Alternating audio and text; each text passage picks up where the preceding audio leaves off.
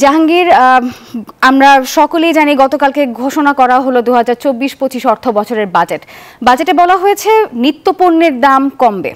সেক্ষেত্রে বাজারে আজকে আপনি নতুন বাজেটের কোনো প্রভাব দেখতে পাচ্ছেন কিনা এবং ক্রেতা বিক্রেতারা এই নিয়ে কি বলছে?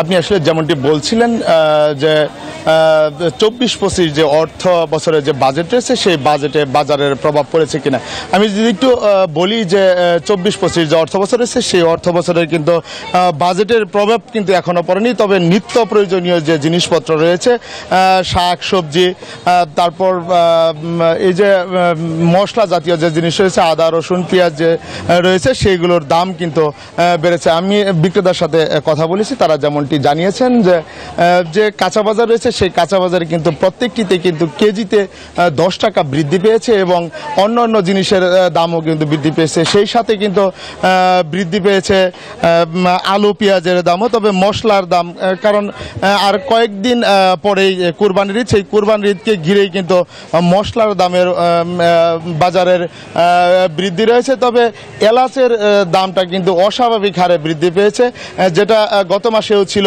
2600 টাকা কেজি, সেটা কিন্তু এ মাসে এসে পৌঁছে গেছে প্রায় 3300 থেকে 3500 টাকা কেজি।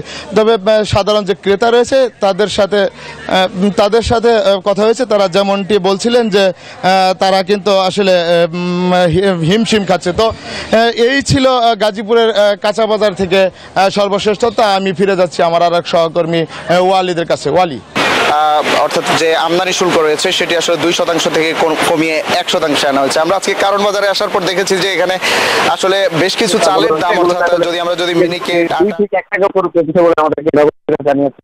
তারা বলছেন যে এখন হচ্ছে চালের মৌসুম, যার কারণে চালের দাম কিছুটা নিম্ন হচ্ছে। তবে আমার মোটা চালের কথা যদি বলি, মোটা চালটা আসলে দোকানে এখনো বেশি 35 থেকে 30 টাকা দামে আসলে মোটা চাল কেজি প্রতি বিক্রি হচ্ছে।